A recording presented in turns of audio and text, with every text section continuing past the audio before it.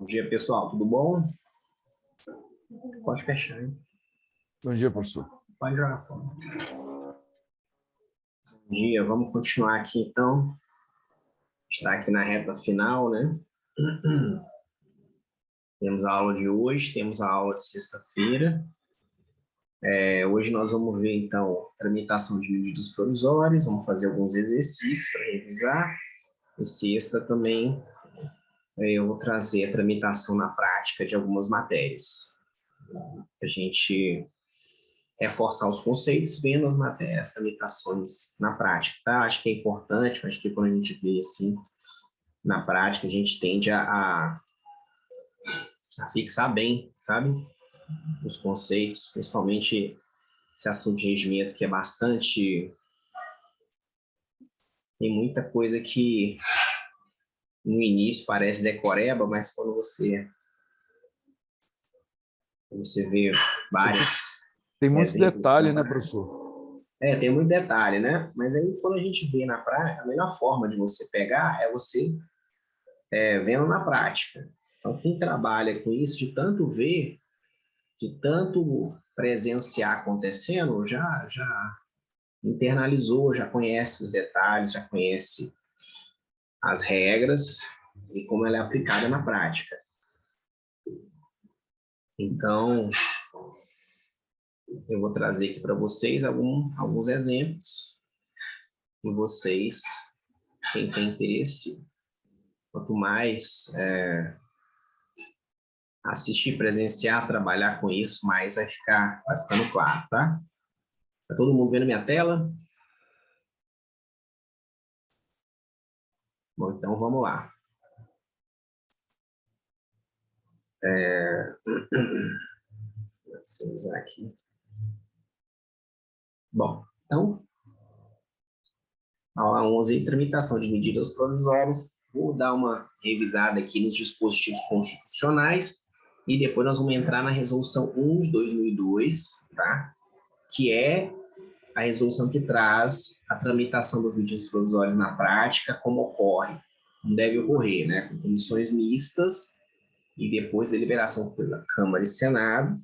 E aí, depois de passar a resolução 2, eu vou passar o que está acontecendo hoje com o ato conjunto das mesas, tá, de 2020, que mudou provisoriamente, apesar da gente já ter voltado a ter sessões presenciais, ele ainda está sendo adotado. Até ele ser revogado, está acontecendo de uma forma diferente, mas é importante você saber como acontece, de acordo com a resolução 1 de 2002, porque é a regra que vale, tá? A forma que está acontecendo hoje é uma forma provisória, que foi utilizada durante a pandemia, quando estavam acontecendo sessões não presenciais, e eu vou passar também como tá, como que é essa regra, tá? Porque é importante você saber como está acontecendo hoje, senão você não vai entender nada. Mas primeiro eu vou mostrar como que é as regras da resolução 1 de 2002. Depois eu vou mostrar como está acontecendo de acordo com o ato conjunto das mesas 1 de 2020, tá? Uma das mesas da Câmara e Senado, ok? Então vamos lá.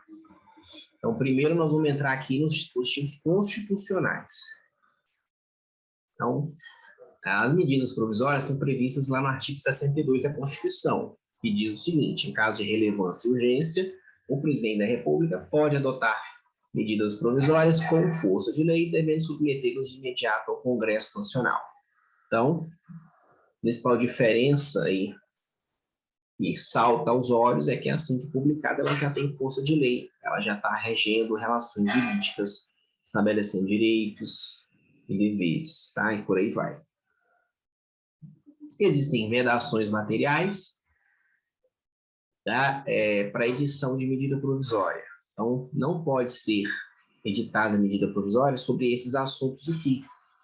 Então, nacionalidade, cidadania, direitos políticos, partidos políticos, direito penal, processual civil, direito eleitoral, a organização do Poder Judiciário e Ministério Público, e essas matérias orçamentárias, planos plurianuais, diretrizes orçamentárias, orçamento, créditos adicionais suplementares com exceção dos créditos extraordinários, que são previstos no artigo 67, parágrafo 3º, tá? Então, em relação a isso, não pode, se for editada, é cabível a ação direta de constitucionalidade no Supremo, além dos meios legislativos, tá certo? De se tentar barrar uma medida provisória por inconstitucionalidade.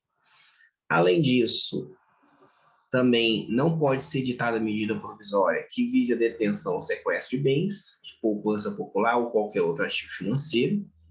Não pode ser editada medida provisória reservada à lei complementar. Tá? E aí você pode argumentar, já existiram medidas provisórias mudando lei complementar? Já existiram. Até recentemente, tinha uma medida provisória que alterando a lei do FUNPEN, que foi estabelecido por uma lei complementar, mas não é inconstitucional essa medida provisória. Já teve a ADI questionando isso? Já teve. O que o Supremo disse? Já te adianto. O Supremo disse que se a lei for formalmente complementar, mas a matéria materialmente é matéria de lei ordinária, pode, tá? Você tem uma exceção aí. O que significa isso? A Constituição previu que determinados assuntos precisam ser regulados por lei complementar. Mas, às vezes, existe lei complementar regulando matérias que não estão previstas na Constituição. Então, significa que a lei é formal, como disse o STF, que criou essa divisão, tá, gente? Então, essa lei, segundo o STF, é formalmente complementar, mas materialmente não é. A matéria reservada, não é reservada à lei complementar. Então, nesse caso, pode ser editada medida provisória para mudar essa lei e já houveram leis complementares, tá?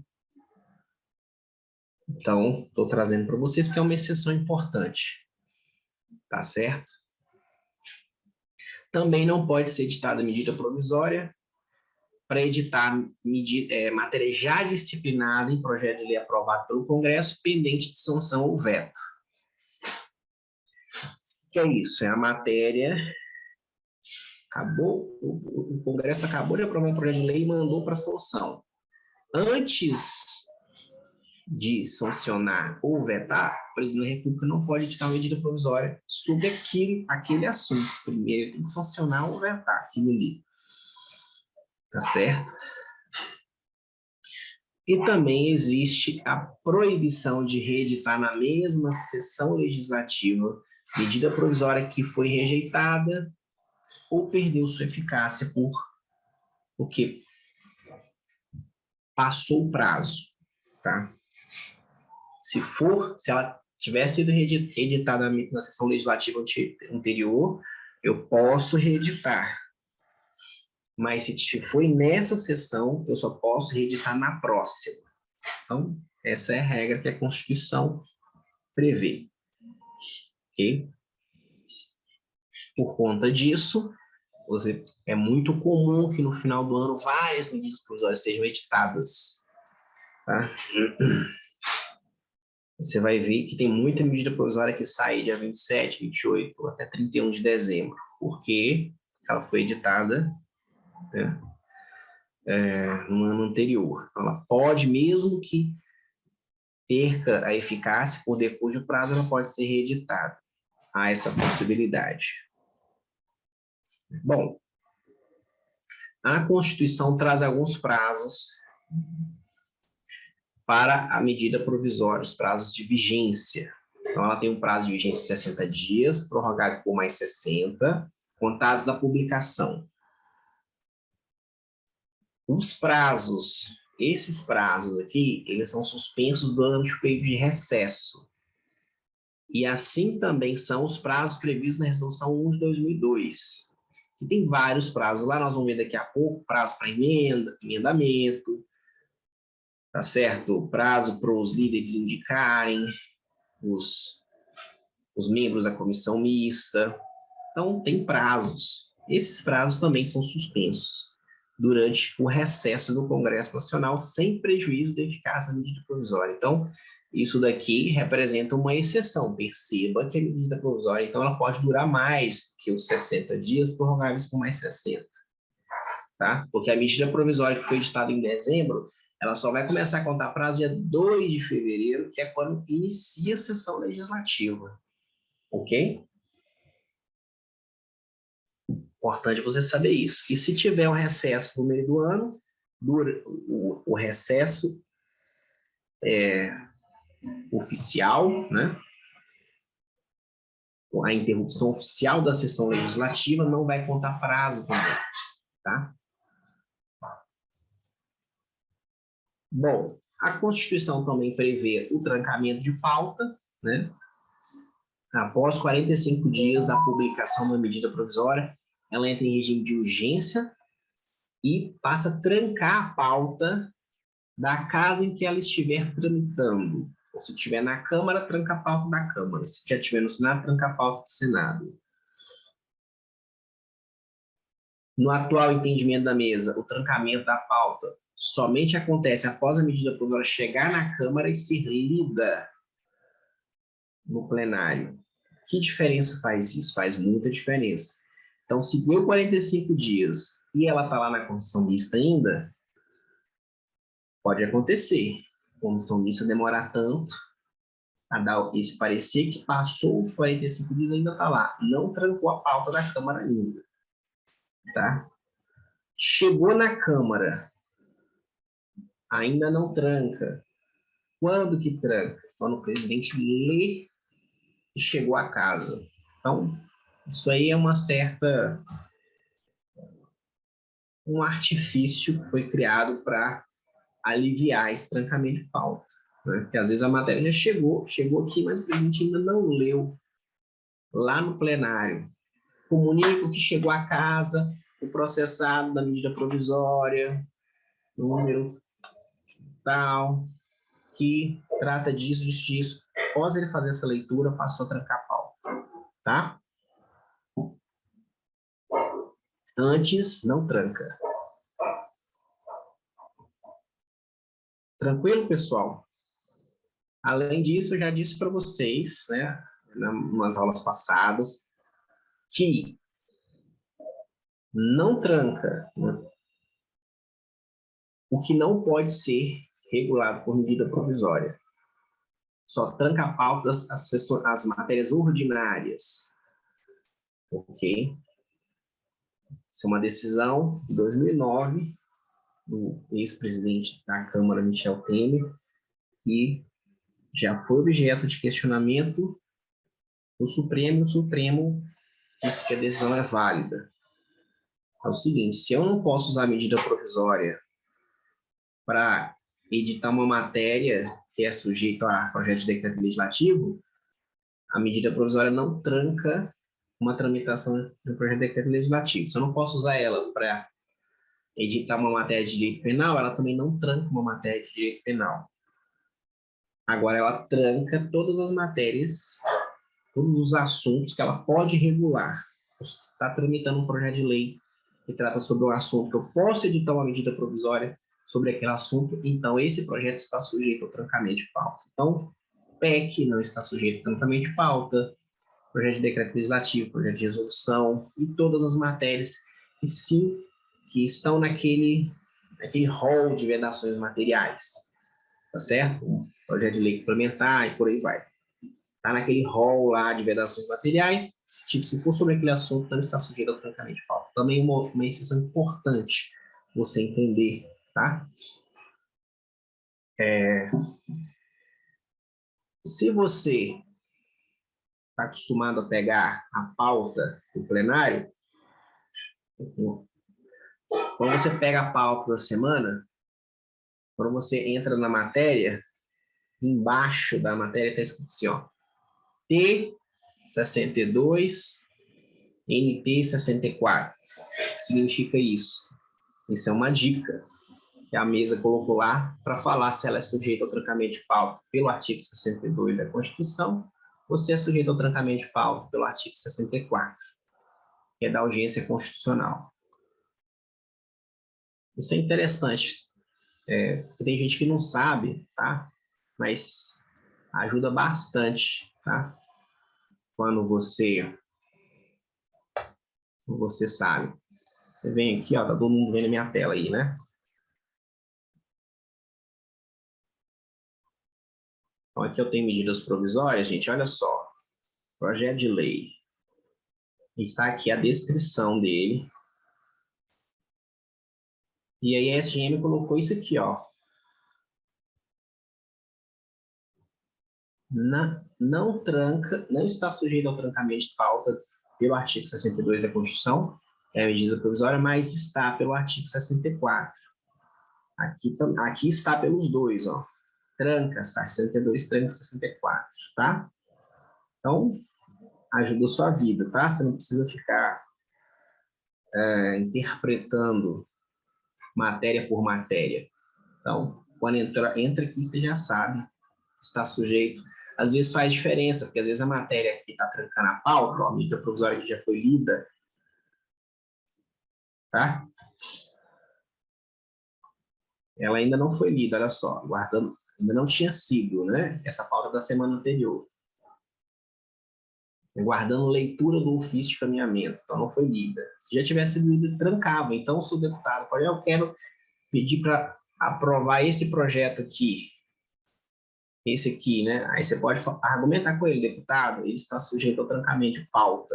Aí ele não pode ser votado antes de votar no medida provisória. Primeiro precisa votar no medida provisória. Tá certo?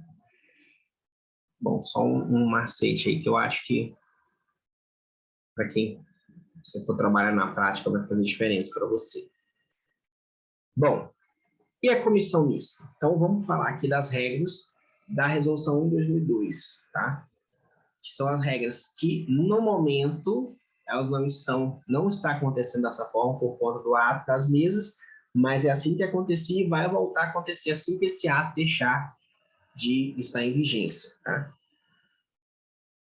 Então, segundo a resolução de 2002, a comissão mista, após o prazo de 12 horas no dia seguinte da publicação da medida provisória no Diário Oficial da União, tem que ser constituída a comissão mista, tá? O presidente, ele comunica aos líderes, tá? Ou seja, assim que é publicada a medida provisória, os líderes já podem indicar os membros dos seus partidos que vão fazer parte. Se esgotou o prazo sem indicação, o presidente da mesa do Congresso Nacional vai fazer a designação dos integrantes do respectivo partido ou bloco, e quase sempre recai sobre o líder ou vice-líder. Deu 48 horas da publicação, o presidente da mesa do Congresso designa a comissão mista. Tá? Ah, mas qual o número de membros dessa comissão mista? Nós vamos ver agora. Uma coisa importante é que se a medida provisória tratar de crédito extraordinário, não vai ter uma comissão mista temporária para ela. O parecer vai ser pela comissão mista permanente de orçamento, tá bom? Vai ser pela CMO. Se não for de crédito extraordinário, serão pelas comissões mistas. Por essas comissões mistas, que são comissões mistas temporárias, que possuem 13 membros do Senado e 13 da Câmara, sendo uma dessas vagas garantida em rodízio para as bancadas minoritárias que não alcançam, no cálculo da proporcionalidade partidária, número suficiente para participar. Então, essas, na prática, na Câmara, é distribuído pela proporcionalidade, 12 vagas. A última é feito um rodízio entre as bancadas minoritárias que não conseguem, tá certo? E assim é feito no Senado. Tranquilo, pessoal? Então, se sou sua bancada e quem organiza isso daqui é a Secretaria do Congresso Nacional, tá? E ela comunica a bancada, olha, a vaga dessa medida provisória é da sua bancada. Tranquilo? Bom, essa comissão mista tem uma regra também de presidência e relatorias, de uma alternância entre o Senado e a Câmara.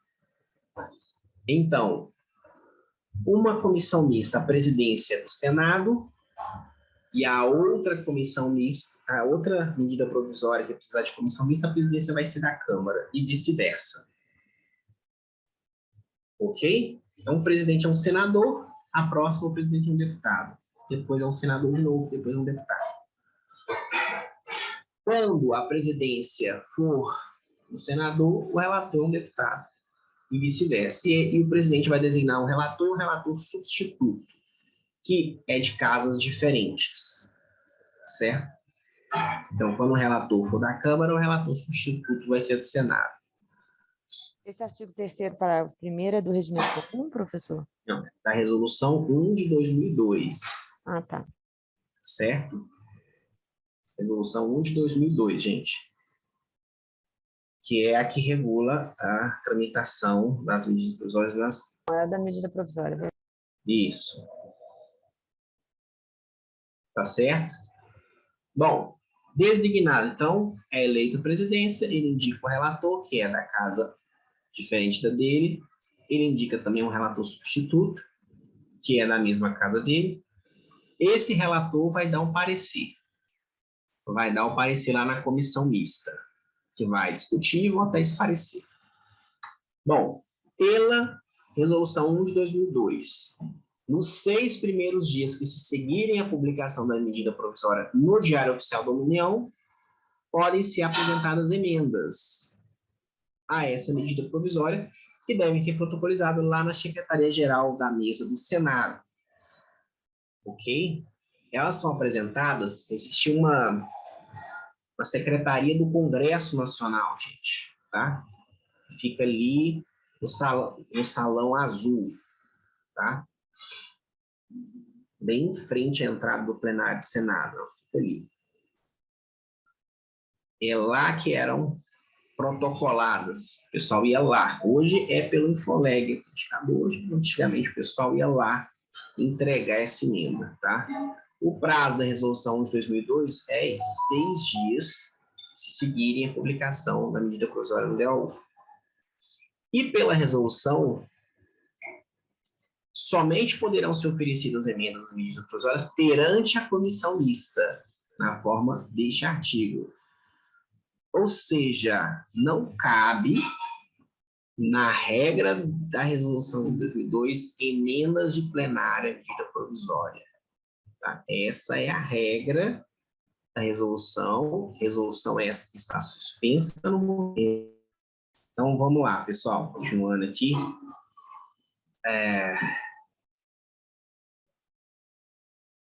Bom, estava falando do emendamento, né?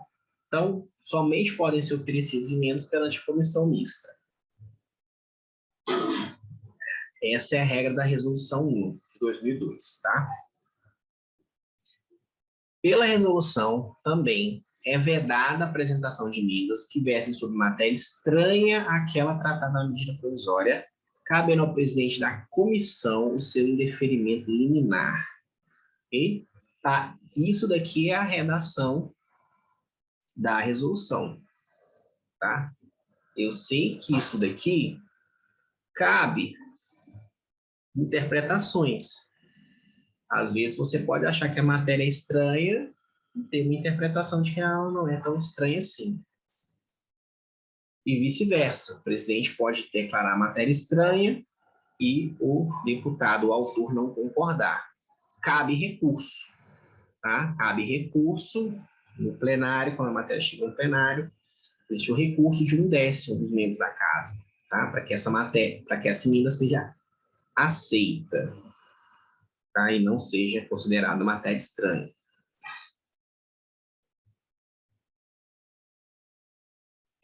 Bom, então passou o prazo, 6 dias de apresentação de emendas na comissão mista. Apresentados, a comissão vai marcar uma reunião, o relator vai ter um prazo para oferecer o parecer, vai oferecer o parecer, a comissão vai marcar uma reunião para discutir e votar o parecer. A comissão mista, a resolução traz alguns prazos importantes. Tá? Para iniciar a reunião dessa comissão mista, tem que ter presentes pelo menos 1/3 dos membros de cada uma das casas, tá certo? E uma vez presente 1/3, então perceba que tem 13 deputados e 3 senadores. Precisa ter 1/3 dos membros da Câmara e 1/3 dos membros do Senado presentes. Tá? Pelo menos aí 5 de cada, né? Bom, e o quórum de deliberação é a maioria de votos, presente a maioria absoluta dos membros de cada uma das casas. Ok? Tem que ter pelo menos 7 deputados e 7 senadores na reunião. Ok? Então, aprovado o parecer na comissão mista, a matéria vai para a Câmara. No plenário da Câmara, não cabe modificação da medida provisória pelo relator, tá? Como eu disse, na comissão mista, o parecer pode ser pela aprovação da medida provisória, pode ser pela rejeição, ou pode ser pela aprovação com modificações. E aí ele vai apresentar um projeto de lei de conversão. Então, ele pode não parecer pela aprovação na forma do projeto de lei de conversão. Aqui não se fala em substitutivo. Tá? Se fala de projeto de lei de conversão. Ok? Aí, esse processado vai para a Câmara. Na Câmara, essa medida provisória é discutida. Cada orador tem 3 minutos. E não cabe emendas de plenário. Somente podem ser apresentadas emendas aglutinativas, além dos destaques, tá? Obviamente, que eu já disse para vocês. E na votação das MPs, ocorrem 2 deliberações. Ocorre a votação da admissibilidade e a votação do mérito. O que é a admissibilidade? A Constituição diz que as medidas provisórias devem ser editadas no caso de relevância e urgência. Tá? Então, antes de votar o mérito, a resolução diz que a Câmara e o Senado têm que deliberar se a medida provisória atende a esses pressupostos de relevância e urgência. E, além disso, se ela atende à adequação financeira ou orçamentária. Se ela também atende a esses critérios. Tá certo? Então, primeiro se vota o atendimento dos pressupostos constitucionais. Aprovada, aí se vota o projeto de lei de conversão ou a medida provisória. Tá ok? Então, são sempre 2 votações que ocorrem, às vezes 3, porque às vezes o parecer dá pelo atendimento dos pressupostos constitucionais e adequação financeira orçamentária de uma parte e pelo não atendimento de outra parte. Então, você vota a parte que está pelo atendimento dos pressupostos constitucionais, depois você vota a parte que está pelo não atendimento e depois se vota o mérito, que pode ser o projeto de lei de conversão ou a medida provisória original, quando o parecer foi para aprovar a medida provisória original, tá? Então, é assim. Essas são as regras do plenário da Câmara. No plenário do Senado, a mesma coisa. Aprovou que o PLV vai para o Senado. E aí, lá no Senado, pode acontecer 3 possibilidades. O Senado pode aprovar o mesmo texto que a Câmara aprovou. Tá? Pode aprovar sem modificação.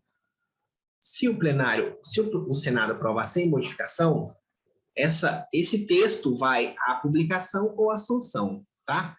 Se aprovado, se a Câmara aprovou a medida provisória original, o Senado também aprovou a medida provisória original, essa medida provisória vira lei. Tá? Ela não vai à sanção, ela vira lei automaticamente. Porque ela já foi editada pelo presidente da República, ele não precisa sancionar ou vetar a medida provisória original. Ela já é promulgada e publicada. Agora, Se a Câmara aprovou o projeto de lei de conversão, chega no Senado, o Senado aprova o mesmo projeto de lei de conversão, ele vai à sanção. Tá? O presidente pode sancionar ou vetar, diz PLV. Tá certo? Bom, mas o Senado também pode modificar esse PLV. Tá certo? Ele pode aprovar destaques. Pode ter destacado uma emenda lá, esse destaque ser aprovado, ou destaque suprimir parte da medida provisória. Se for modificado, volta à Câmara. E a Câmara vai apreciar as modificações do Senado. Tá certo? As emendas do Senado. Somente as modificações do Senado. Se o Senado acrescentou, foi aprovada uma emenda por destaque, a Câmara vai deliberar sobre essa emenda.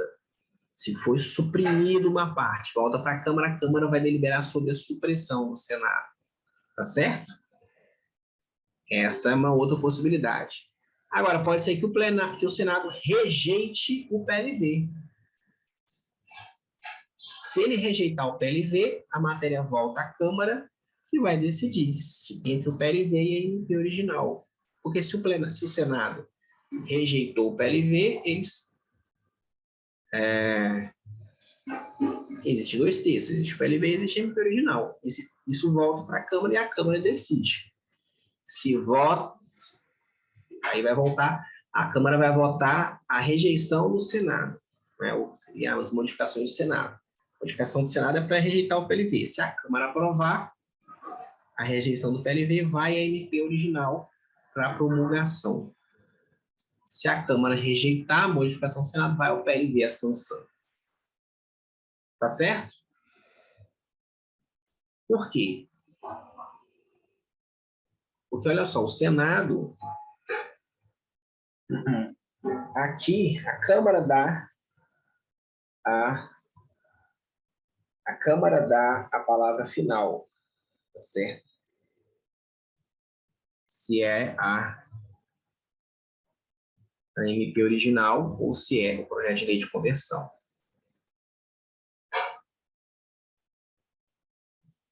Tá certo, pessoal? Bom, então, gente, essas são as regras de tramitação que estão na Resolução 1 de 2002. PLV aí é o projeto De lei de de conversão. lei de conversão. Exatamente. Não se fala em substitutivo aqui. Se fala em projeto de lei de conversão. Porque isso é uma medida provisória que está em vigor. Tá? Ela está em vigor.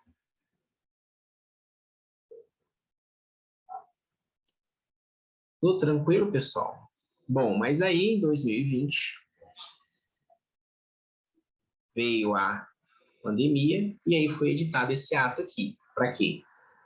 Para regular como ia ser a tramitação das medidas provisórias enquanto o Congresso estava com sessões remotas.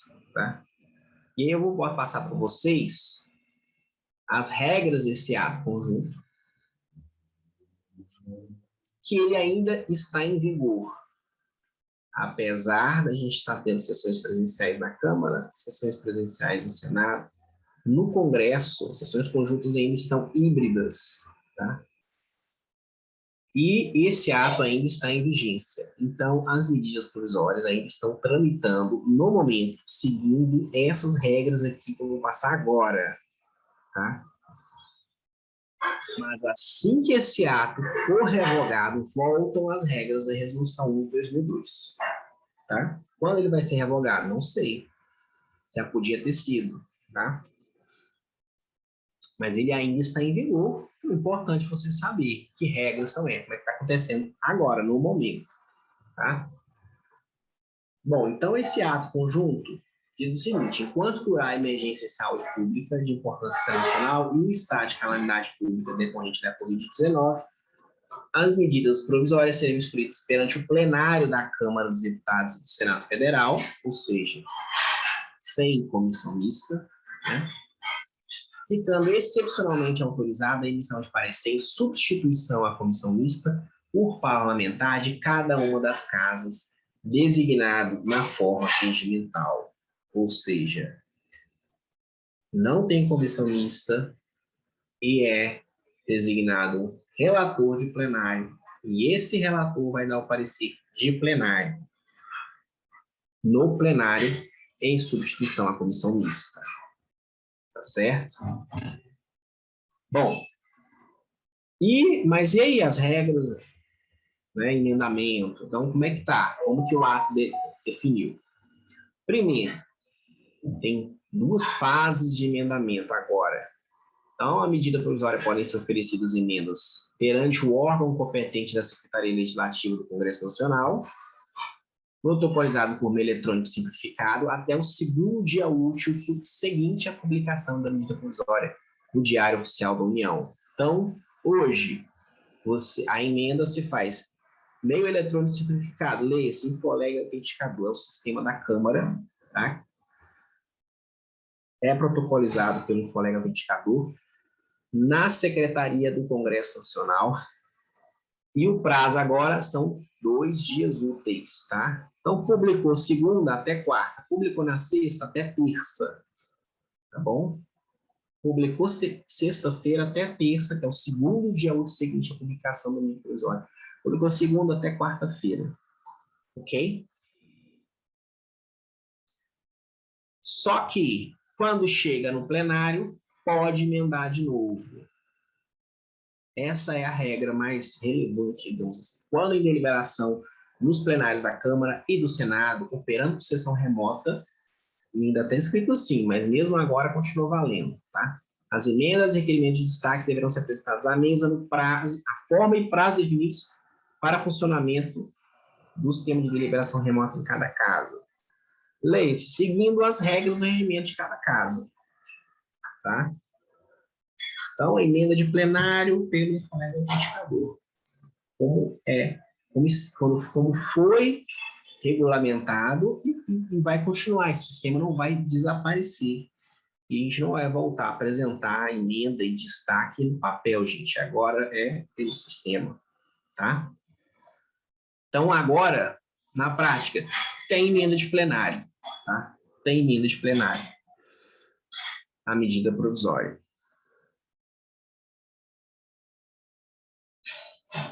Então, você tem parecer em plenário, emenda de plenário, durante a discussão, porque seguindo as regras do regimento de cada casa. O regimento da casa, a emenda não é durante a discussão, então é durante a discussão.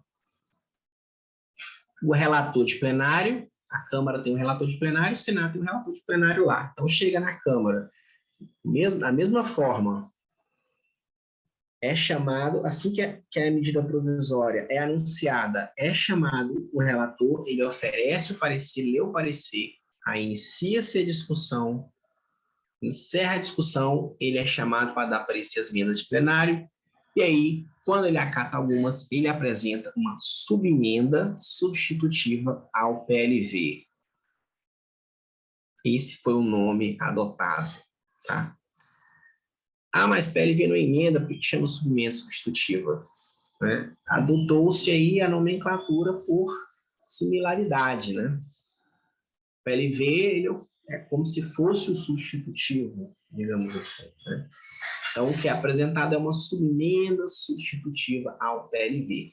Não é um segundo projeto de lei de conversão, tá? É esse o nome que está sendo utilizado, tá? Por similaridade aí. E aí vai a votação, a subemenda substitutiva apresentada ao PLV. Tá certo? E tem destaques, eventualmente, na forma do regimento também. E aí o processado aprovado vai para o Senado alterando, volta para a Câmara, Senado aprovando igual, vai para a sanção, da mesma forma, tá? Ok, pessoal? Alguma dúvida aqui? Então, quem tem alguma dúvida? Secretaria Legislativa do Congresso é a mesma? Não, são duas, né? São dois. Não é a mesma, não. É que teve São uma dois hora que você falou setores que a diferentes. apresentação de emenda você escreveu que era feita na Secretaria Legislativa do Senado. E aí depois você Porque falou da lá Secretaria Legislativa do Congresso Nacional.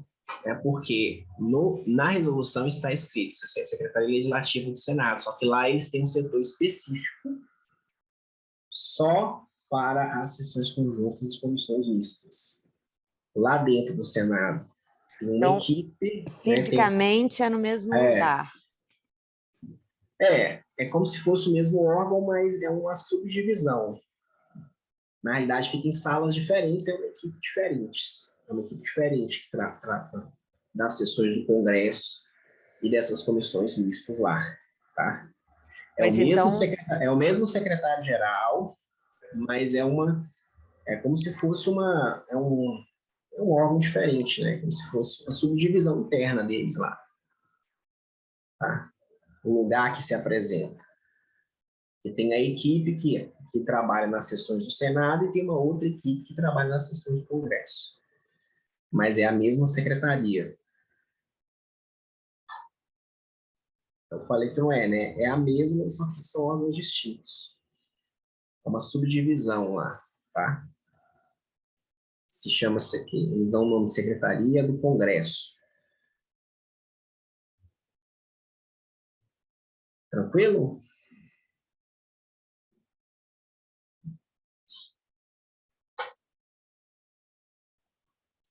Então, pessoal, essas são as regras de tramitação. Agora nós vamos fazer alguns exercícios de medida provisória. Não tem muito mais o que falar, é isso mesmo, as regras são essas, tá? É uma resolução que não é muito extensa. A principal diferença é essa. Antes tinha comissão mista, 6 dias úteis para protocolar a emenda e não tinha emenda de plenário. Aí agora não estão ocorrendo as comissões mistas, essas comissões mistas temporárias, por conta do ato conjunto, está sendo tudo em plenário, está tendo emendamento de plenário, tem parecer de plenário, tá? É o que está acontecendo. Assim que for suspenso esse ato, vai ser divulgado isso e voltaremos a ter as comissões mistas, tá? será que Bom, suspende, professor? olha, Será que é isso aí, muito. Já era para ter agilizou o suspenso. processo? Você acha que dessa forma está mais ágil? De certa forma, agilizou, né? Essas comissões mistas tinham muito problema para dar quórum. Antes demorava bastante, porque muitas vezes se marcava reunião, não tinha quórum, né? Não ia, às vezes o relator não ia, demorava para apresentar o parecer. Eu acho que agilizou. Talvez por isso estejam prolongando aí a vida desse ato conjunto, né? Mas ele é precário, né? É para ser temporário, mas enquanto estiver aí, pode ser que a gente veja ele sobrevivendo ao longo desse ano ainda, tá? Tá certo? É. E aí, importante, por isso que eu trouxe, é fundamental você saber como é hoje, tá? Hoje é 2 dias, e depois meu pediu prazo, tem emenda de plenário, tá? Mas é melhor apresentar antes, né? As perguntas que você vai fazer é com base no ato conjunto ou com base na resolução? É bom, pode ser, pode ser com base nos dois casos. Bom, que a gente treina aí, como que tá sendo em cada caso. Então, qual é o prazo de emendamento das medidas provisórias? 6 e 2. Pelo ato conjunto, é 2 dias hoje.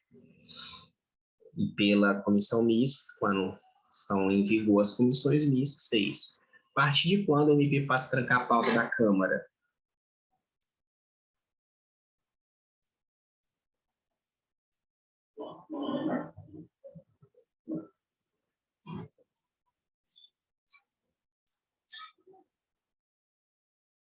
Gente, a partir de quantos dias, o que tem que acontecer?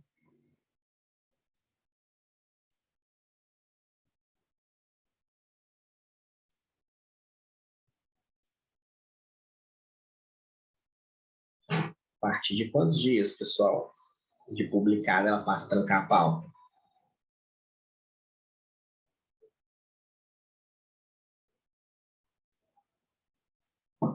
A partir de 45 dias, ela passa a trancar a pauta.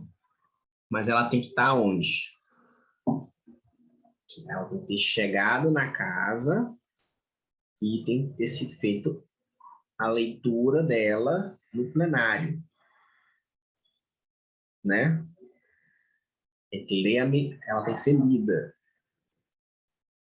Porque antes, é como se ela não está na Câmara, ela está lá na Secretaria de Comissões Mistas, como está se chamando agora. Você entra lá no site do Congresso Nacional, vai estar medidas provisórias no Senado, medidas provisórias na Câmara, medidas provisórias na Secretaria de Comissões Mistas. Quantas estão lá ainda? Ela já está aqui, mas ela ainda está na Secretaria de Comissões Mistas, e aí, quando passar o prazo, ela vai ser enviada para a Câmara, e aí, chegando aqui, o presidente vai ler, né? Aí, assim que lida,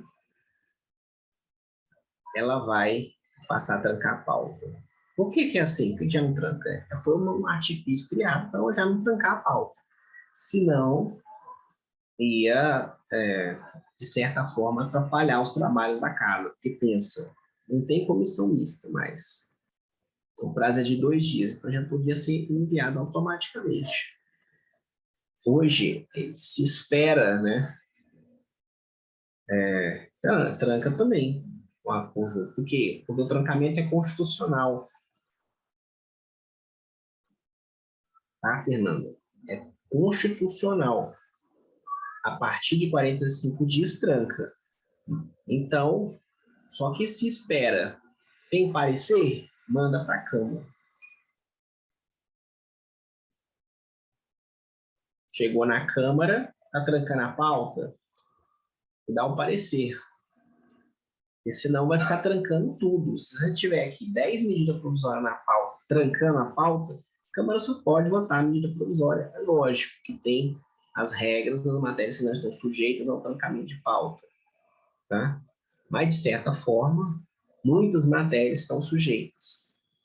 Tá?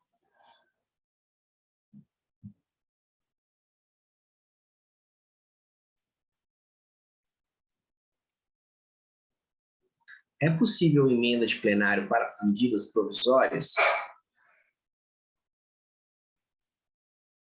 Pela resolução 1 de 2002? Não, mas pelo ato conjunto, sim. Está podendo ter no momento. Tá? É possível editar medida provisória para alterar lei complementar?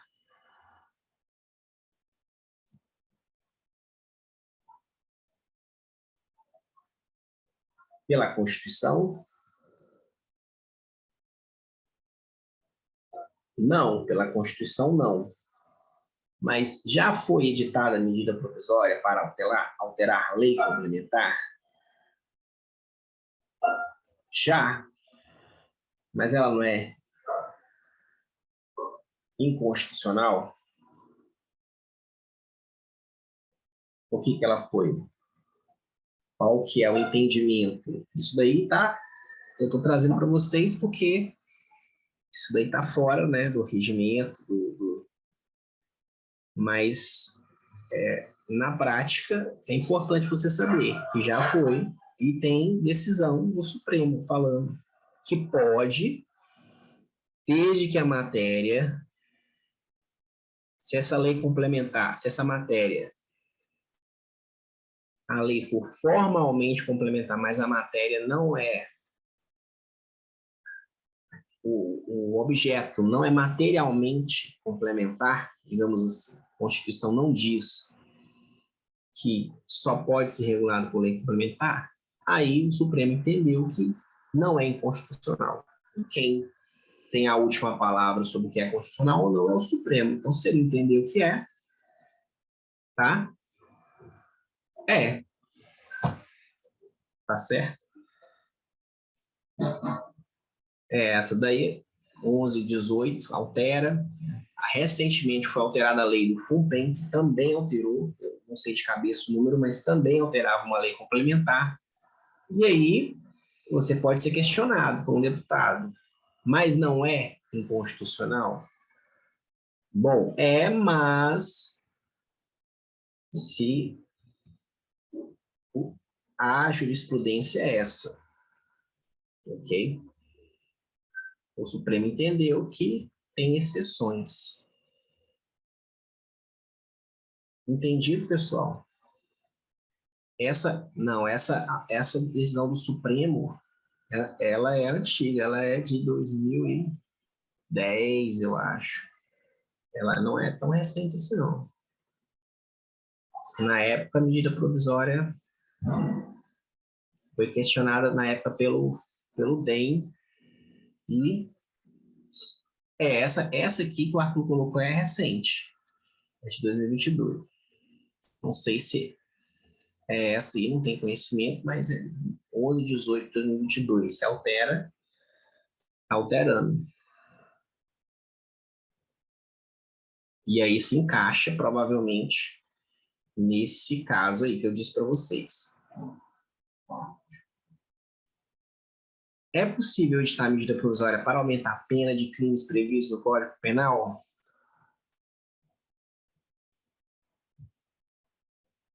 Não, aqui é uma vedação material, tá? Expressa.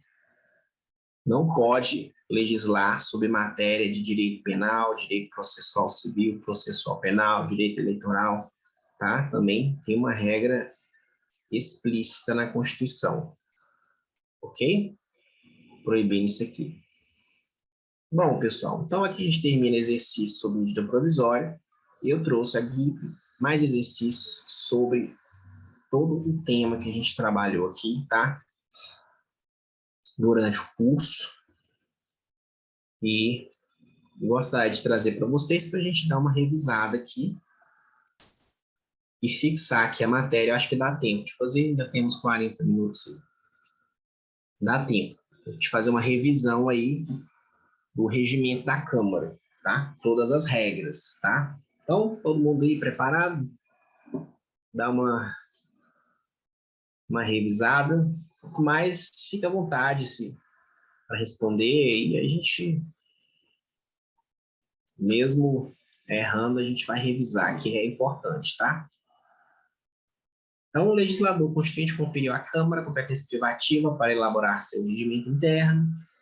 O regimento foi instituído pela Resolução 1789, com o objetivo de adaptar o funcionamento do processo legislativo próprio da Câmara à Constituição Federal. Então, vamos falar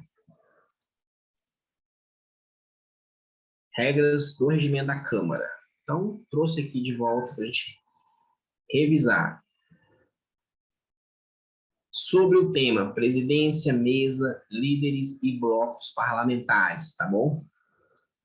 Analise as informações a seguir e responda A, quando for de atribuição da mesa, e B, quando for de atribuição do presidente da casa.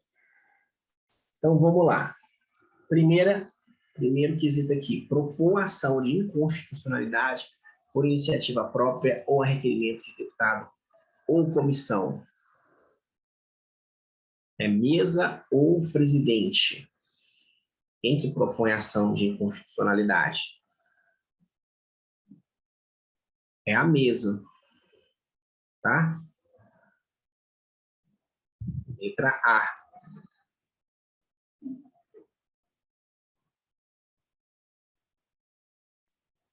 Designar alguma dúvida aqui? É no artigo 15.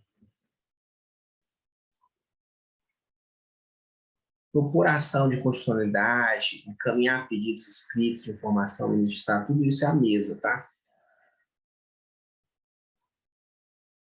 Designar a ordem do dia das sessões ordinárias e extraordinárias. Aí é B. Isso mesmo, presidente da casa. Indicar as comissões que devem se pronunciar sobre determinada matéria, bem como a ordem que deverão se pronunciar. B também, presidente. É o despacho do presidente, né? Dar parecer sobre a elaboração do regimento interno da Câmara e suas modificações. A. Mesa, tá? Fixar no início da primeira e da terceira sessões legislativas da legislatura, ouvido o colégio de líderes, o número de deputados por partido ou bloco parlamentar em cada comissão permanente. A. É a mesa, é um ato da mesa. O regimento diz que tem que ser de 17 a 66 deputados. Agora, o número de deputados de cada comissão, o número de deputados por partido é a distribuição da proporcionalidade parlamentar. É a mesa.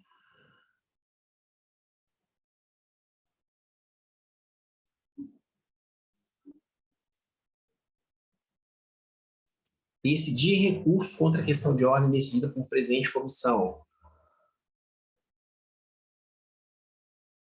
Presidente. D, né? Declarar a perda do mandato de deputado nos casos previstos nos incisos 3, 4, 3º, 4º e 5º do artigo 55 da Constituição. A, é a mesa. Convocar e presidir a reunião de líderes.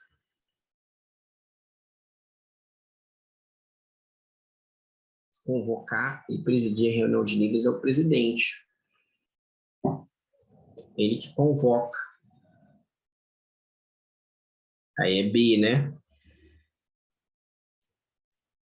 Indicar os relatores de plenário em substituição a cada comissão, no caso de parecer oral em plenário. Quem indica o relator de plenário?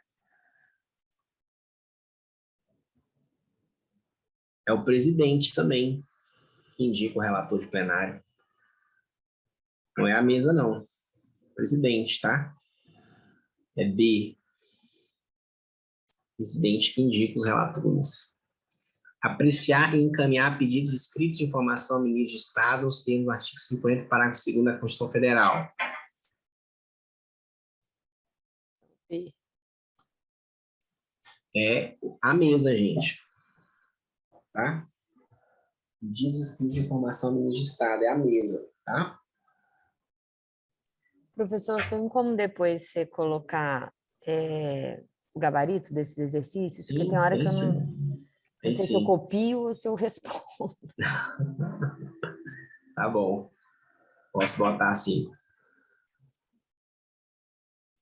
Analisar os requerimentos de criação de CPI, podendo rejeitá-los por não estarem devidamente caracterizados. Fato determinado. Quem que analisa os requerimentos de criação de CPI? É o presidente da Câmara, tá? E dirigir com autoridade máxima a polícia da Câmara. É o presidente também, tá?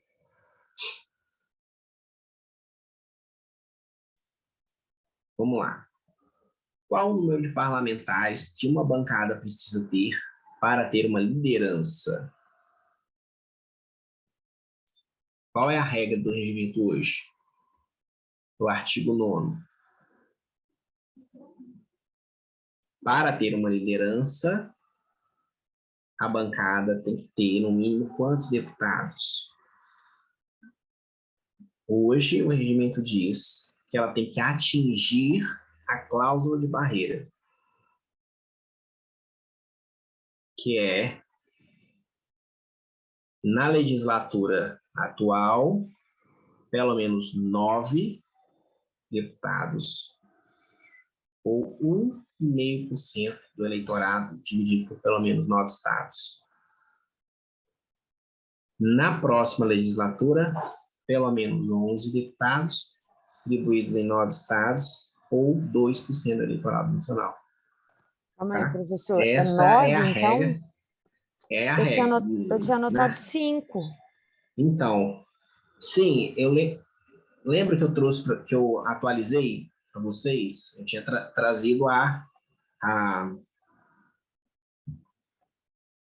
eu trouxe a regra anterior, era assim, mas eu atualizei depois numa outra aula, porque isso Aí eu foi perdi. atualizado o regimento, tá? Então, corrija aí. Hoje é a cláusula de barreira, tem que ter atingido a cláusula de barreira para ter liderança. O regimento diz isso. Na atual legislatura é 9 deputados. Ah, mas tem bancada com menos que tem liderança, e aí? É porque ela atingiu 1,5% do eleitorado. Ela teve pelo menos 1,5% de votos, tá, do eleitorado nacional. Aí ela tem direito. E se não teve? Se tiver menos, ela não vai ter liderança. Ela não vai ter tempo de líder, né? Todas as atribuições que o líder tem. Destaque. Tá certo? Pode ter lá a sua estrutura, mas ela também não vai ter recursos, né, do fundo eleitoral e tempo gratuito. Rádio e televisão. É isso que diz a Constituição. Que não atingir a cláusula de barreira, tá bom? Essa é a nova regra do regimento. Qual o número mínimo de membros de um bloco parlamentar? O regimento diz, para formar um bloco,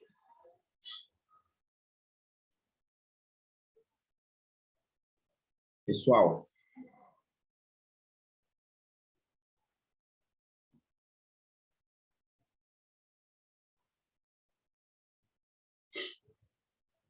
esqueceram? Está lá no artigo 11. São 16 deputados. Tem um quórum lá, né?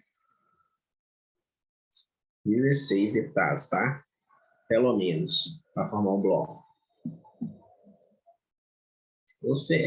Sim, é bom você saber onde está, tá? Mais importante do que decorar, porque principalmente para quem acabou de pegar, é importante saber onde que estão as regras sobre o bloco parlamentar. Está lá no início do regimento. Tipo, fala de líderes, nono, 10º, 11, 12, tá por ali. Então você vai lá e consulta, se você tiver, né, não tiver Não é artigo ainda 11 não, professor. 11, Eu acho que é 11, 12, eu acho. 12, por aí. É, O 11 fala da liderança do governo. a rainha do terra, então deve ser 12. Vamos pegar aqui.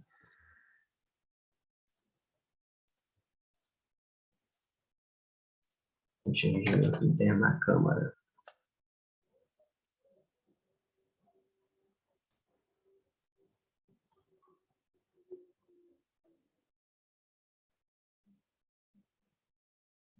Tá aqui, ó.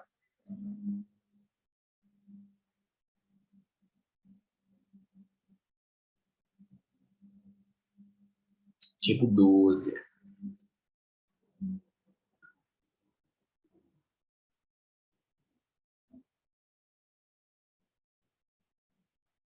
Parágrafo 3º, é isso? Não, será admitida informação que pode menos de 3 centésimos dentro da Câmara. Fala terceiro, que dá 16 deputados. Tá? Então tá aqui, gente. Capítulo 5º aqui que fala dos blocos parlamentares, maioria e minoria. Tá? Mais importante do que você decorar é saber onde é que está. E na hora você vai lá e olha. Tá? Com o tempo você vai saber de cabeça. Então, trabalhar com isso, eu não lembrava onde estava, mas sabia que era 16. Com o tempo você vai saber de cabeça. A mais importante é você saber onde que está. E carregar o regimento na hora, né, de acompanhar as sessões, tá? Bom, cite 3 atribuições dos líderes na Câmara dos Deputados.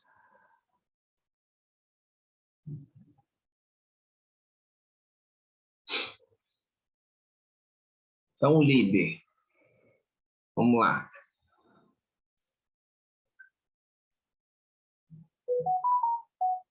O que o líder faz? As atribuições dos líderes.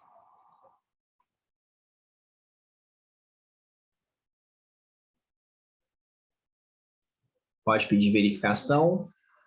Sim. Nas comissões também, né? Desde que atingido lá o quórum, tá? Ele orienta, né, Uso? Orientar a bancada, isso mesmo. Indicar os membros das comissões, né? Usar o tempo para cada sessão para fazer comunicações de liderança, membros da bancada nas comissões, e substituí-lo a qualquer momento, né? Com algumas exceções, né? Ficar membro das comissões e substituí-lo a qualquer momento, com exceção do membro do Conselho de Ética e quando for presidente da comissão, tiver sido eleito, presidente, vice, né?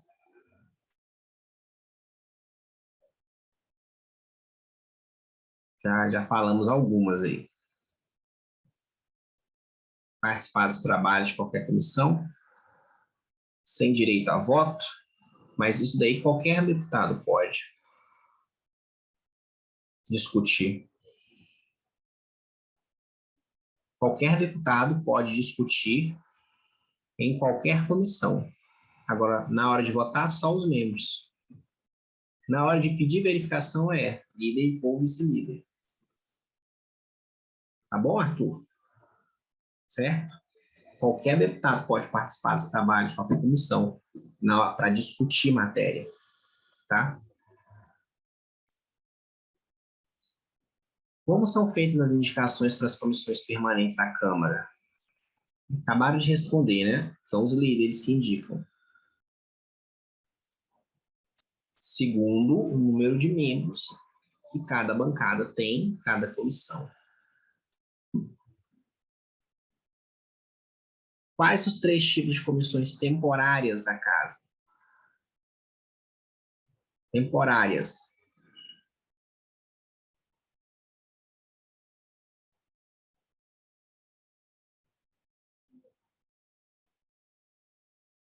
Hein, pessoal? Comissão temporária pode ser 3 tipos. Especiais. E as outras 2? CPI ou externas, né? Bom, pergunta, a resposta aqui, né? Quais as hipóteses de criação de comissão especial na Câmara? Tem 2 hipóteses.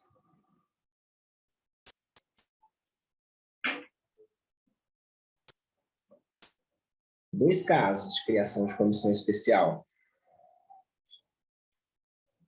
Mais de 3 comissões de mérito. Muito bem. Mais de 3 comissões de mérito no despacho.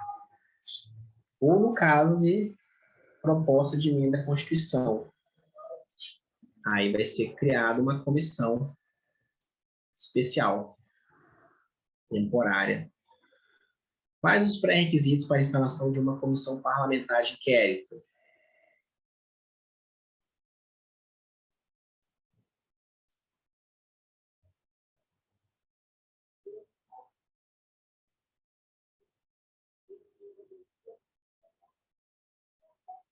Fato determinado, o quórum e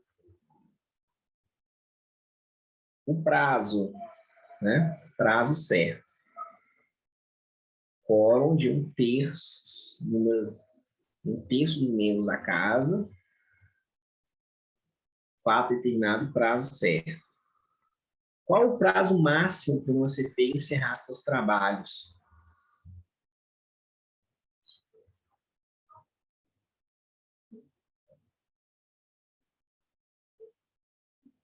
(90) prorrogável por mais 90? É pelo regimento 120, mas já tem decisão dizendo que o prazo máximo é o final da legislatura. Tem decisão do Supremo. Não pode ser negada a prorrogação de uma CPI ultrapassado esse prazo aí, não. Tá? Se ela pedir prorrogação e ainda tiver no decorrer de seus trabalhos, pode ser prorrogada até o final da legislatura. Tá certo, pessoal? Eu trouxe aqui na aula, né, a decisão do Supremo.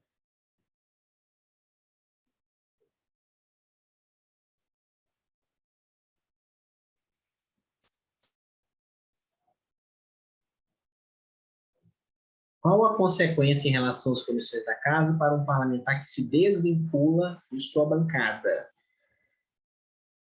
O deputado mudou de partido. Qual a consequência? Perde o cargo na comissão. Perde a vaga. Exatamente. Exceto o comitê de ética. Exatamente. No caso de vaga na mesa também, né? A gente viu recentemente, tivemos uma eleição para 3 cargos na mesa, porque os deputados se desvincularam de suas bancadas e a vaga era da bancada. Tiveram novas eleições. A única exceção é o comitê de ética, tá? Por quê? Porque tem uma regra específica no conselho, no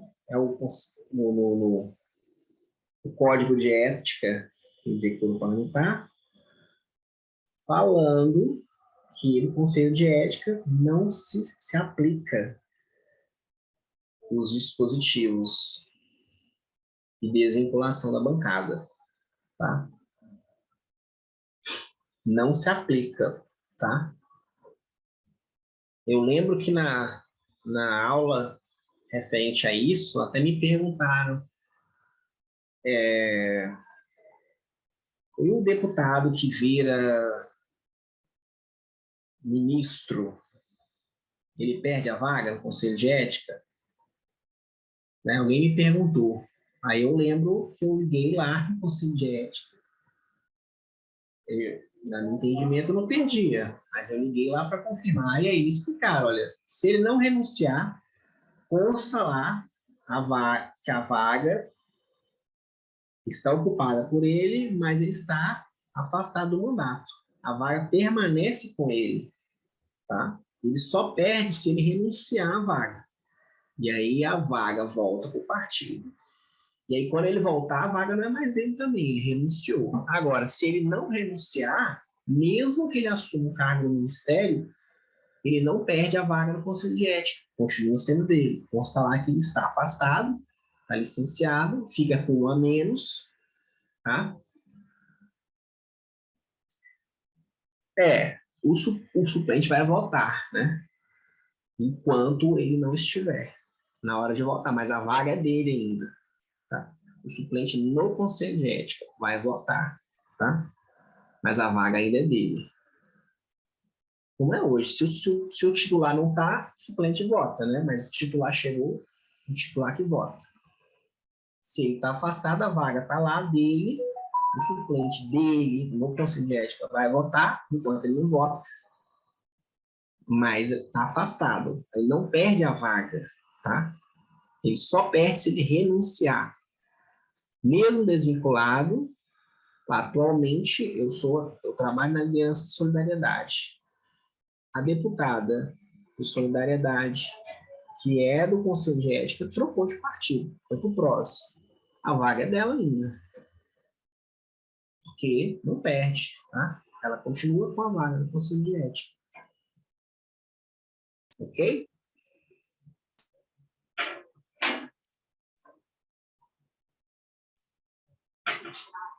Sessões. Agora, em relação às sessões da Câmara, vamos relembrar aqui. Qual o tempo de duração de uma sessão ordinária?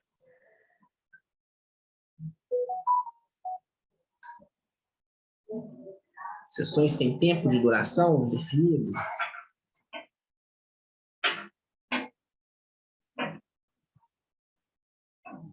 Não tem mais, né? Não tem mais. Antes era limitado, tinha um tempo para acabar. Hoje não tem mais. Ok? Eu tenho tempo, tem expediente, tem prazo, tem uma hora para começar na sessão ordinária, a ordem do dia, né? Que horas que começa a ordem do dia na sessão ordinária? Começa às 16 horas. Mas não tem mais hora para acabar. O que vem a ser ordem do dia, pessoal?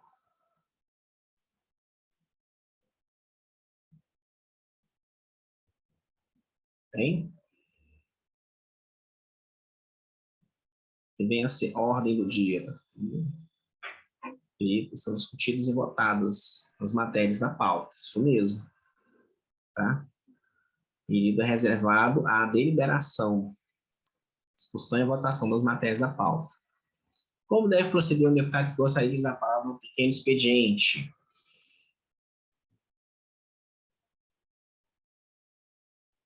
Se inscreve, faz inscrição, né? Hoje é no Infoleg. Como deve proceder um deputado que gostaria de usar a palavra na ordem do dia? Na ordem do dia.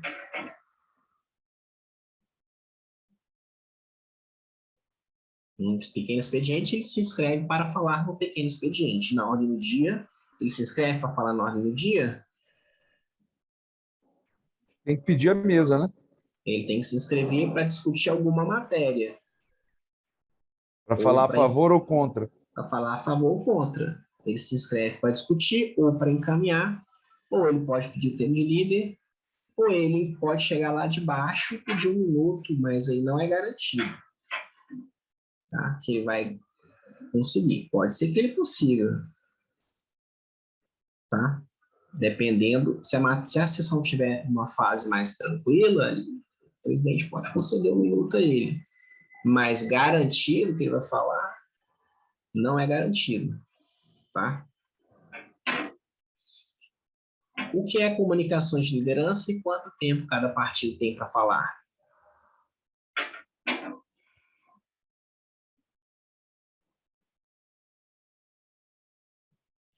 Comunicações de liderança. Tempo destinado, né, em cada sessão para que os líderes façam comunicações de relevância nacional, que eles entendam como tal. Quanto tempo cada partido tem para falar? Varia de partido para partido, de 3 a 10 minutos. A maior bancada tem 10, a menor tem 3. Tá?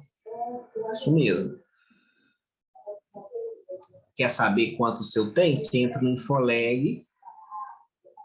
E tem o Infoleg aí, ó. Entra no Infoleg. Aí você clica em bancadas. E aí vai ter. Vai ter uma tabelinha falando. Vai ter uma tabelinha. Na primeira coluna vai ter um partido. Na segunda vai ter o número de deputados que ele tem. Na terceira vai ter o número de minutos que ele tem para falar nas comunicações de liderança. E na quarta coluna vai ter o número de destaques daquela bancada. Tá bom?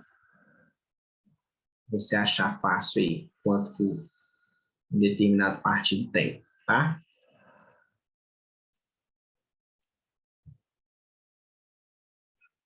Bom, agora, em relação a proposições, que vem a ser questões de ordem, questão de ordem. Vamos de proposições aí. Quando quer verificar alguma coisa que não está sendo respeitada no regimento? É uma dúvida sobre a aplicação do regimento. Né? Exatamente. Ele acha que alguma coisa não está sendo respeitada, ou ele quer usar o tempo, né? Às vezes é utilizado simplesmente por outras intenções, né? Mas na teoria é uma dúvida sobre a aplicação do regimento, tá? E aí tem 3 minutos para falar, tem que mencionar o dispositivo que se baseia, né? Qual a diferença entre projeto de lei, projeto de decreto legislativo e projeto de resolução?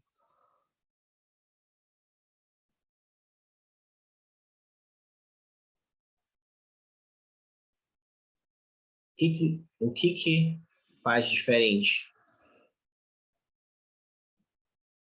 esses três tipos de projetos? Que diferenciam um do outro? Também, a sanção é mais uma consequência, também é diferente. Mas o principal é o assunto, né? A Constituição diz o que tem que ser legislado por projeto de lei, o que tem que ser legislado por decreto legislativo, o que tem que ser legislado por resolução. E aí diz que, no caso da matéria que tem que ser legislada por lei, precisa de sanção do presidente da República. Tá? É o assunto que vai. Quero legislar sobre. Quero propor um plebiscito nacional. A Constituição diz que é através do quê? A Constituição diz que é através de decreto legislativo. Então, eu tenho que apresentar um projeto de decreto legislativo. Eu quero mudar o regimento da Câmara. A Constituição diz que é por resolução da Câmara. Então, eu tenho que apresentar um projeto de resolução. E por aí vai. É o assunto, tá? Qual a diferença entre emenda e subemenda?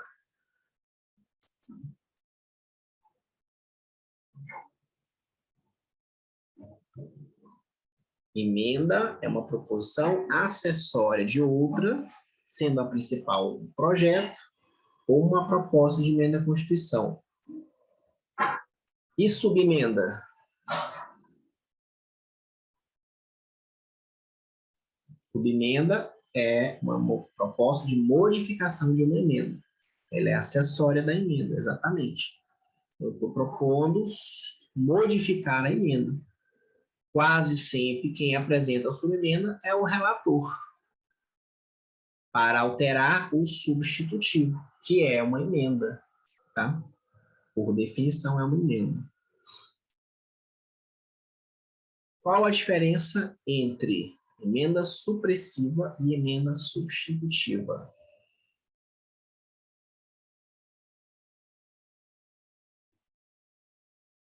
A emenda, fora o relator, quem mais pode apresentar subemenda?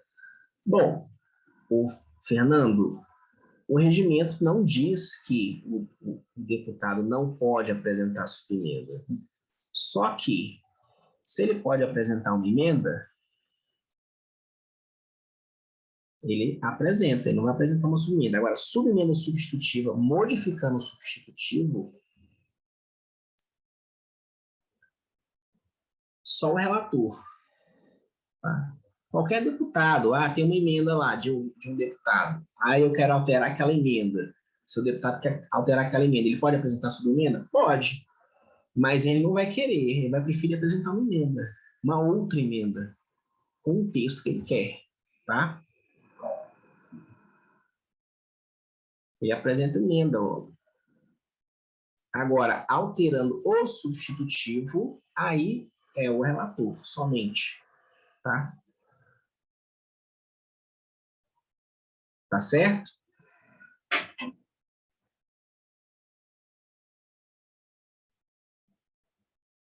Qual a diferença entre emenda supressiva e emenda substitutiva?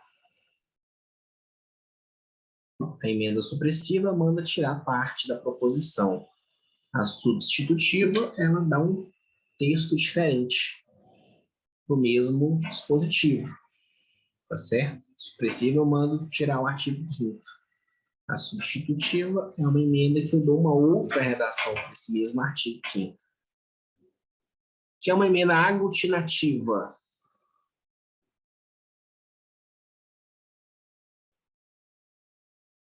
Vamos ver se o pessoal lembra aí. Aglutinativa.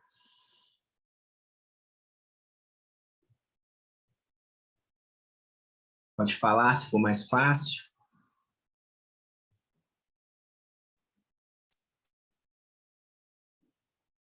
ela é apresentada no plenário.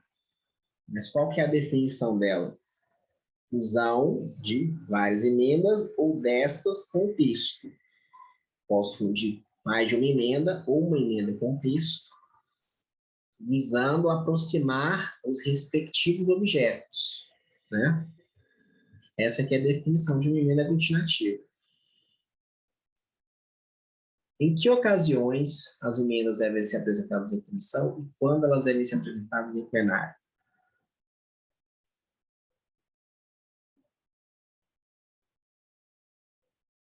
Emenda em comissão é quando o projeto é conclusivo. Quando ele não é conclusivo, emendamento em plenário. Qual o quórum de apoiamento para o emendamento de uma matéria em regime de urgência? Emendamento em plenário de matéria em regime de urgência precisa de apoiamento.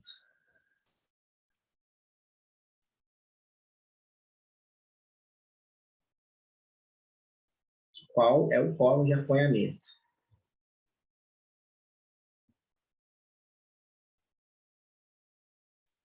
Está lá no artigo 120, parágrafo 4º do regimento. De apoiamento de 1/5 dos membros da Câmara ou de líderes que representem 1/5 dos membros da Câmara, que dá 103 deputados. É outro quórum para você saber de cabeça, mas esse aqui é importante. Por quê?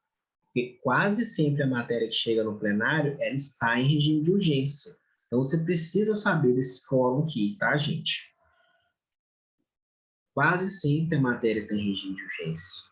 Então, quase sempre, quando você for emendar no plenário, a matéria vai ter regime de urgência, você vai ter que pegar o apoiamento. Qual o quórum de apresentação de uma emenda aglutinativa?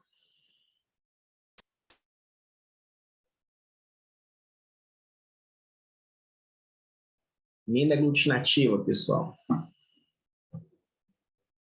Antes, não, 1/10 era o quórum antigo, até a resolução 21 de 2021. Maíra, se no seu regimento está 1/10, ele está faltando a atualização da resolução 21 de 2021, tá? Que foi uma resolução importante, mudou muitas coisas. Hoje, o quórum é de maioria absoluta dos membros da Câmara. Líderes que representem a maioria absoluta dos membros da Câmara, tá? Antes, era de 1/10 mesmo. Mas hoje é de maioria absoluta. Tudo bem. Pois...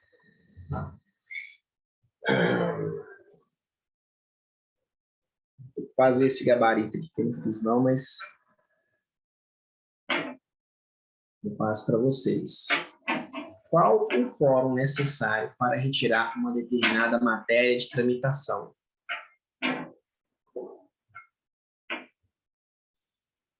Retirada de tramitação. O deputado apresentou o projeto. Em geral, acontece assim, né? O deputado apresenta o projeto, recebe um monte de crítica, e aí eu quero retirar de tramitação essa matéria. E aí? Ele consegue? Qual é o quórum? Se ele tiver apresentado sozinho, ele é o único autor, ele consegue, né? Desde que a matéria não tenha parecer favorável, nenhuma comissão, ele consegue retirar. Agora, e quando eu tenho vários autores, ele consegue retirar sozinho? Não consegue.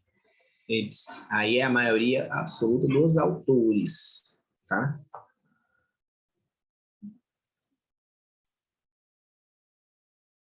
Quais são as 3 partes que compõem o parecer das comissões?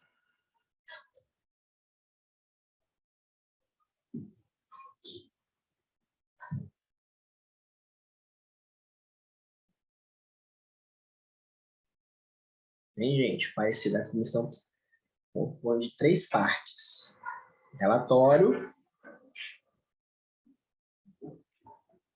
o voto do relator e o próprio parecer da comissão, constando os votos, todos os membros. Tá? Professor, pode repetir, por favor? Ficou faltando a última parte aqui, está o barulho aqui na. Eu não estou conseguindo ouvir. Parecer das comissões. É o relatório, o voto do relator e o próprio parecer da comissão, constando entendi. A relação de como cada deputado votou. Ah, tá ótimo. Obrigado. Tá? O que vem a ser uma proposta de fiscalização e controle. E onde ela é apresentada?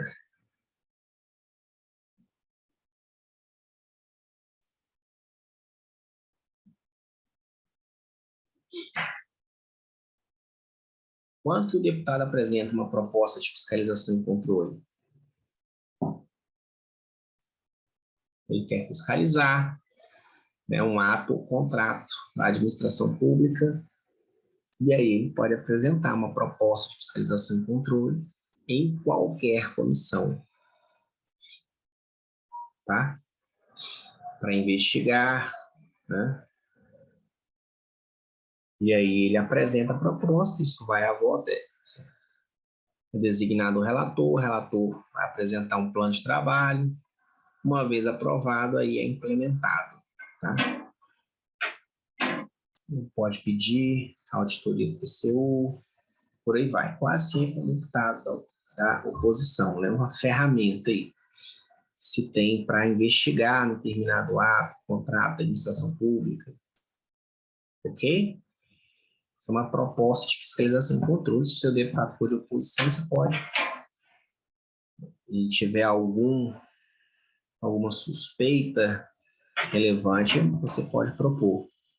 Ele pode propor essa proposta que nem sempre é fácil aprovar, porque quase sempre o governo tem maioria na comissão, mas em algumas é possível. Tá? Qual o prazo que a CCJ tem para dar parecer sobre a admissibilidade de PEC? É igual aqui, tramitação de PEC, né?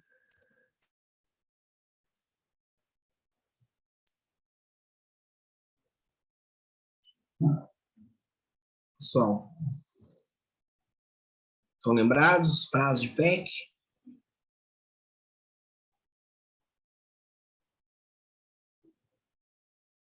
Na CCJ são quantas sessões?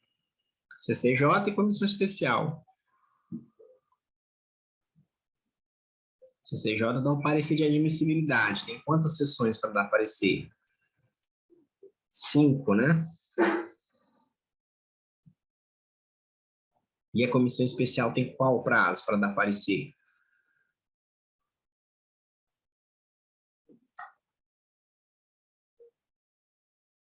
40 sessões. E na comissão especial são apresentadas emendas. Qual o prazo e o quórum de apresentação dessas emendas?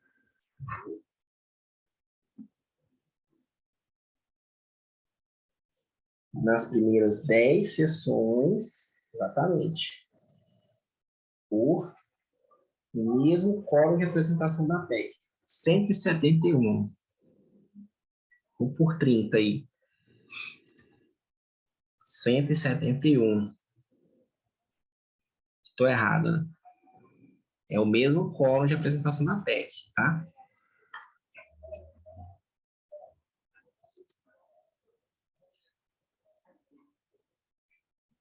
Bom, qual o interstício para a inclusão de uma PEC na ordem do dia após a aprovação do parecer da comissão especial?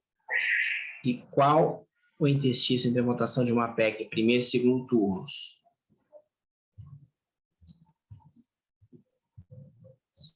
Tudo bem, a gente vai vou encerrar aqui nessa parte de proposições.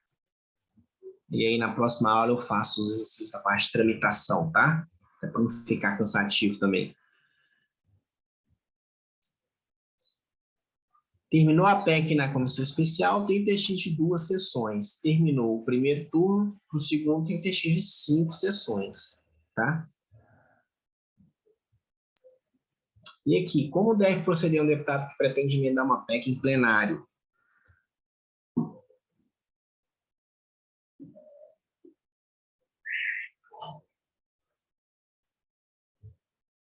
Eu faço gabarito, sim, pessoal. Tranquilo. Tá bom? E mando para vocês aqui. É sexta-feira eu mando para vocês aqui.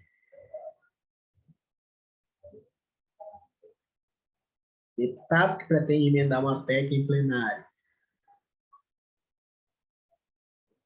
Não tem como, né? Não tem emendamento de PEC em plenário, não. Plenário só podem ser oferecidas emendas aglutinativas. Porque eu estou aglutinando textos que já foram apresentados com o quórum de 171. Tá? Então, posso aglutinar 2 emendas ou uma emenda com texto. Se não tiver emenda nenhuma para aglutinar, nem emenda aglutinativa tem como fazer. Cite 3 casos em que uma matéria não será arquivada ao final da legislatura.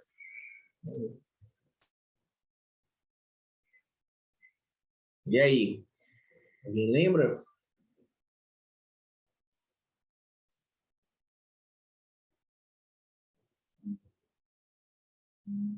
Final da legislatura, todas as matérias serão arquivadas, com exceção, se tiver parecer de todas as comissões, se for do Senado, se for do presidente da República, se voltou do Senado para a Câmara, né? Você já passou no Senado, então são alguns casos, né? Então, pessoal, vou parar por aqui, né, porque é muita matéria, é bom, pessoal, senão fica cansativo. Na aula que vem, então, eu vou trazer alguns casos práticos de tramitação de matérias, né? É a última aula. E aí eu vou terminar esses exercícios aqui. Tá bom? Vou trazer a tramitação de algumas matérias na prática, vamos acompanhar a ficha de tramitação. Bom que aí a gente relembra essas regras aqui, que é muita regra, e a gente vê na prática também, tá? Então, se alguém ficou com alguma dúvida, se não, até sexta-feira, tá, gente?